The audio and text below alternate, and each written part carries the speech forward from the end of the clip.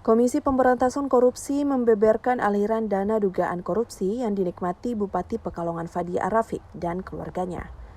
Kasus ini berawal dari pendirian PT Raja Nusantara Berjaya, perusahaan penyedia jasa yang didirikan Fadia bersama suaminya Muhtaruddin Ashraf Abu. Muhtaruddin yang juga anggota DPR RI menjabat sebagai komisaris perusahaan tersebut.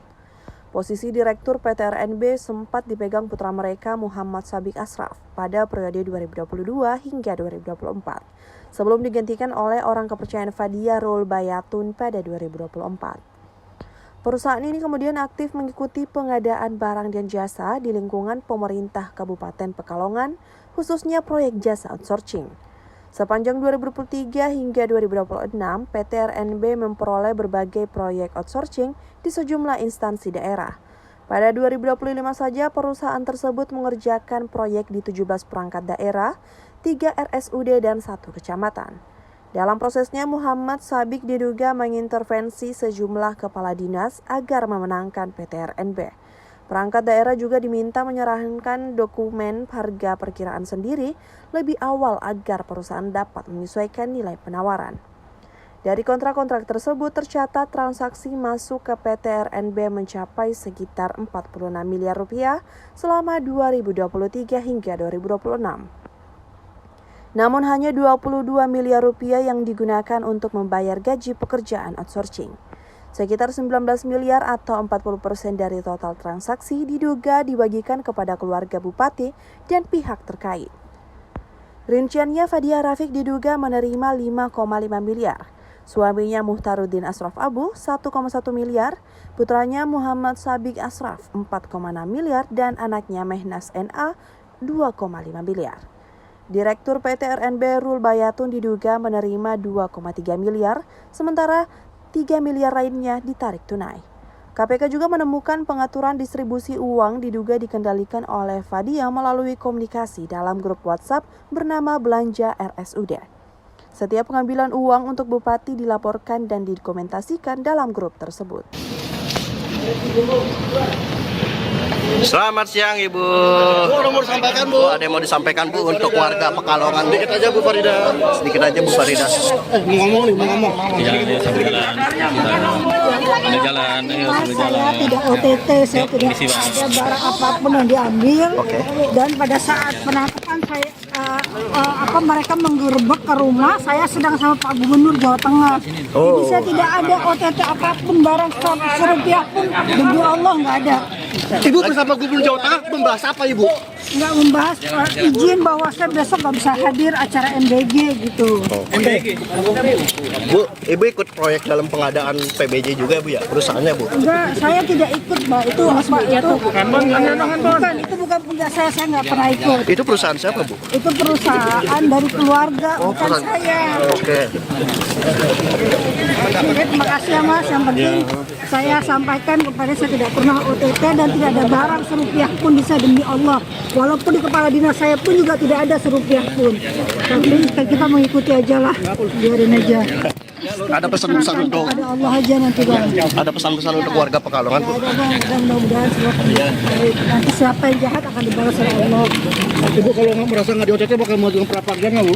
Ya saya akan diskusi dengan pengacara karena saya demi Allah tidak ada OTT serupiah pun tidak ada, kepala dinas saya pun juga tidak ada.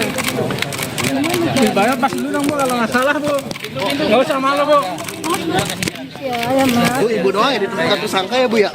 Makanya saya juga bingung ya, saya tidak OTT kok. Saya bingung. Saya juga bingung Bu.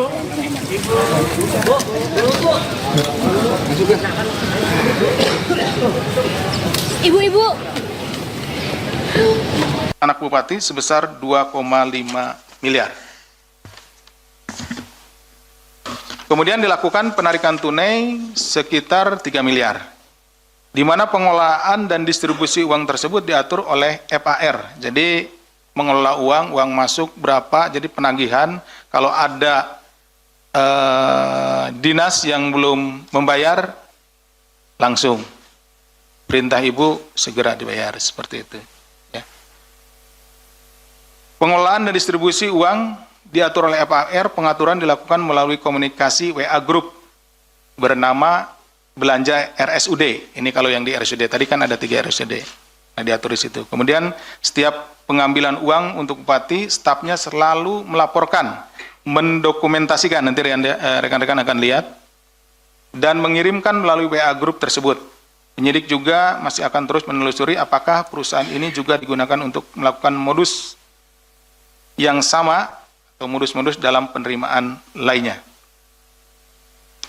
Terhadap peristiwa tertangkap tangan pada tanggal 2-3 Maret 2026, KPK selanjutnya mengamankan 14 orang di sejumlah lokasi dengan rincian 10 orang yang diamankan pada hari Senin tanggal 2 Maret 2026 di wilayah Pekalongan dan dibawa ke Jakarta, yaitu Saudari RUL, Direktur PT RNB 2024 sampai dengan sekarang, Saudara ANG selaku staf Bupati, Saudara BER selaku staf Bupati, Saudara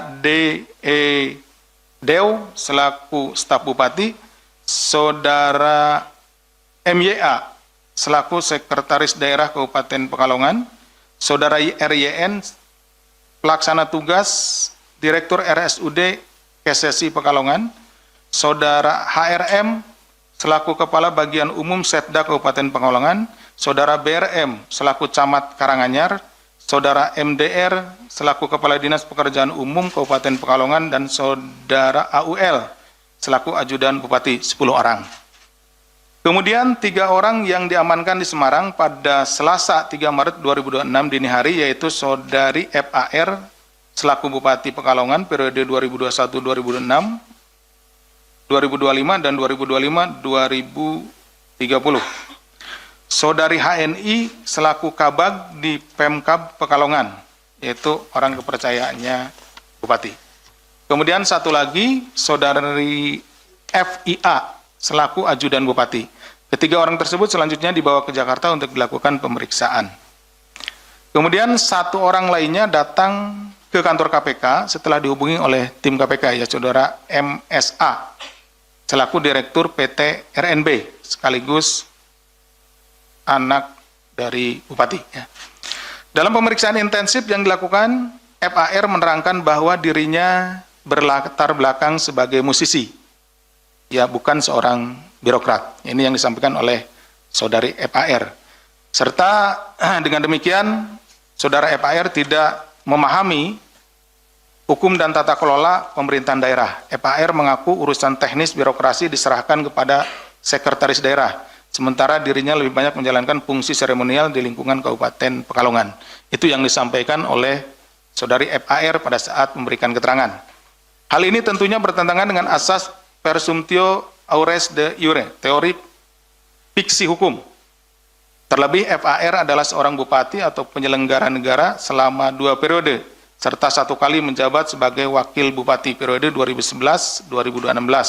Sehingga sudah semestinya FAR memahami pelaksanaan prinsip-prinsip good governance pada pemerintah daerah. Download Tribun X sekarang, menghadirkan lokal menjadi Indonesia.